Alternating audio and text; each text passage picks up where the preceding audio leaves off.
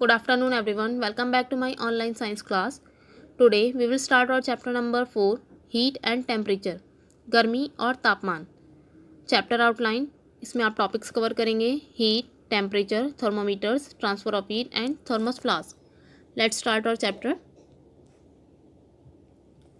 Do you feel hot or cold in the month of December and January if you live in the northern part of the country? क्या आप ठंड या गर्म feel करते हैं दिसंबर और जनवरी के मंथ में अगर आप कंट्री के नॉर्थर्न पार्ट में रहते हैं? कंट्री का यानी कि हमारे इंडिया का नॉर्थर्न पार्ट में आता है हमारा उत्तर प्रदेश, दिल्ली वगैरह, ये स्टेट्स आती हैं और भी स्टेट्स आती हैं. तो नॉर्थर्न पार्ट में दिसंबर और जनवरी में विंटर्स होते हैं तो हमें कोल्ड मीन्स ठंड फील होगी. Why is it that you feel cold when you visit a hilly area like Kashmir और Shimla even during the month of मई और जून? और ऐसा क्यों होता है कि आपको ठंड ही फील होती है किसी अगर हिली एरिया पर चले जाएँ जैसे कि कश्मीर और शिमला जून और मई में भी? ऐसा यूँ होता है कि वहाँ पूरे साल तो बहुत ज़्यादा ठंडी रहती है लेकिन मई और जून में भी वहाँ का टेम्परेचर इतना बढ़ता नहीं है, वहाँ की कंडीशंस फेवरेबल रहती हैं, बस इतना सेवर कोल्ड नहीं होता है. तो हमें वहाँ पे मई और जून में भी ठंड ही लगती है. What do you do to fight the cold conditions? आप ठंड से बचने के लिए क्या करते हैं? You may wear woollens like coat और स्वेटर. आप कोट और स्वेटर पहनते होंगे. प्ले इन द सन, गर्मी में धूप में खेलते होंगे. And heat your room with heaters, और अपने रूम को हीटर से हीट करते होंगे. The active agent which is responsible for the sensation of hotness and coldness is called heat. वो एक्टिव एजेंट जो रिस्पॉन्सिबल होता है हमें सेंसेशन कराने के लिए, हमें फील कराने के लिए हॉटनेस और कोल्डनेस, उस एक्टिव एजेंट को बोला जाता है हीट. जिसकी वजह से हम गर्मी और ठंड को फील करते हैं उस एजेंट को बोलते हैं हम heat. Let us learn more about heat, it's measurement, it's effects and its application. आओ और कुछ जानते हैं हम हीट गर्मी के बारे में. इट्स मेजरमेंट, इसकी माप कैसे की जाती है, इसको कैसे नापा जाता है. इट्स इफेक्ट्स, इसके क्या इफेक्ट्स पड़ते हैं. और इसकी एप्लीकेशंस मीन्स इसके यूजेस क्या हैं. हीट, ऊष्मा, गर्मी. Heat is a form of energy which causes the sensation of hotness and coldness. Heat, ऊष्मा यानी कि गर्मी, एक एनर्जी होती है जो हमें फील कराती है हॉटनेस और कोल्डनेस. ये हीट ही वजह होती है हमें हॉटनेस और कोल्डनेस फील होने की. It flows from a higher region of higher temperature to a region of lower temperature.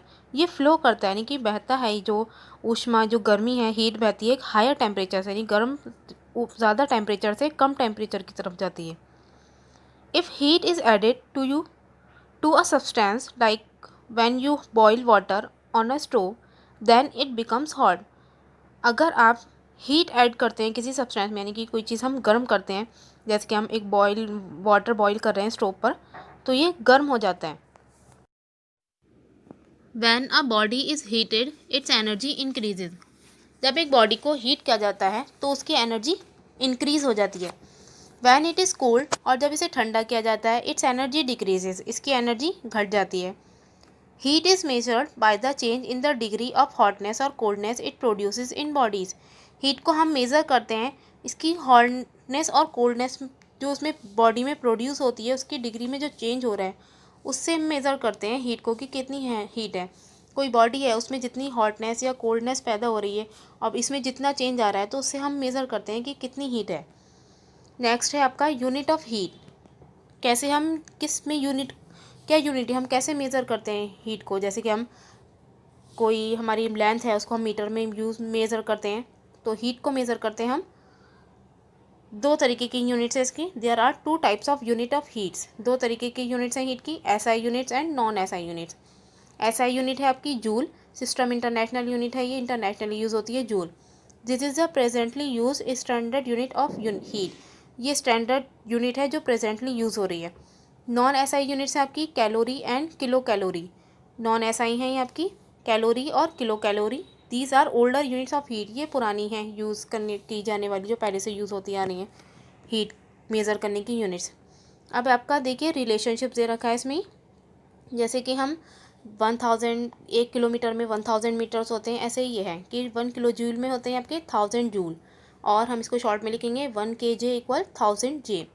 1 kilo calorie में होते हैं आपके 1000 कैलोरीज, और 1 किलो कैलोरी, इसको शॉर्ट में लिखा है 1000 कैलोरी।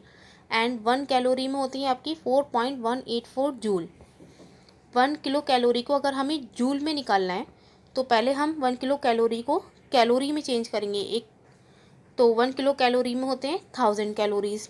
अब 1000 कैलोरी को हम जूल में चेंज करते हैं। 1000 ऐसे लिखा, कैलोरी के इन दोनों के बीच में मैंने मल्टीप्लाई का साइन लगाया, और 1 कैलोरी में होते हैं आपके 4.184 जूल। अब दोनों की मल्टीप्लाई की तो आपका आ गया 4184 जूल। तो 1 किलो कैलोरी में होते हैं आपके 4184 जूल। तो ये आपका रिलेशनशिप रहा। अब नेक्स्ट टॉपिक है आपका conversion of heat into other forms of energy.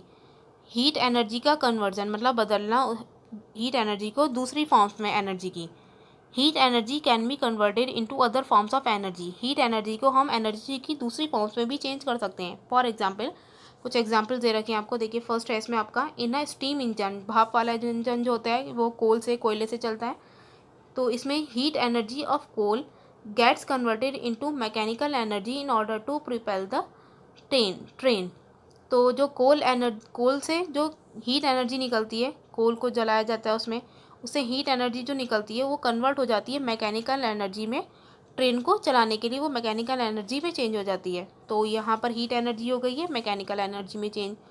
Second example दे रखा है आपका इन अ पावर हाउस, जहाँ बिजली बनाई जाती है power house, heat energy of burning coal. तो जो बर्निंग कोल की हीट एनर्जी होती है is converted into electrical energy. तो वो हो जाती है चेंज इलेक्ट्रिकल एनर्जी में, उससे फिर बिजली बन जाती है। थर्ड एग्जाम्पल दे रखा है इन एन इलेक्ट्रिक हीटर। एक इलेक्ट्रिक हीटर जो होता है the electrical energy gets converted into heat energy. तो इलेक्ट्रिकल एनर्जी, हमने इलेक्ट्रिकल हीटर यूज़ करते हैं तो उसकी इलेक्ट्रिक एनर्जी वो किस में चेंज हो जाती है, हीट एनर्जी से, उसे हमें हीट मिलने लगती है। और एक और एग्जाम्पल दे रखा है the car breakers are a good example of converting the car's mechanical energy into heat energy. जो कार के ब्रेकर हैं एक अच्छा एग्जाम्पल है कार की मैकेनिकल एनर्जी को चेंज करने में हीट एनर्जी में। Where the brake pads push, जहाँ जब ब्रेक पैड्स को पुश किया जाता है ऑन द डिस्क पर स्टॉप करने के लिए कार, तो उस पर ड्रब होता है तो वहाँ पर वो उसके गर्म हो जाता है, तो मैकेनिकल एनर्जी हो जाती है हीट एनर्जी में change. Okay, that's all for today. I hope आपको यहाँ तक समझ में आ गया हो। आप इसे अच्छे से स्टडी कीजिए। Now homework time, just pause the video and note down the question which I have mentioned on the screen. इसमें आपको चैप्टर नंबर 1 के शॉर्ट और लॉन्ग क्वेश्चंस करने हैं।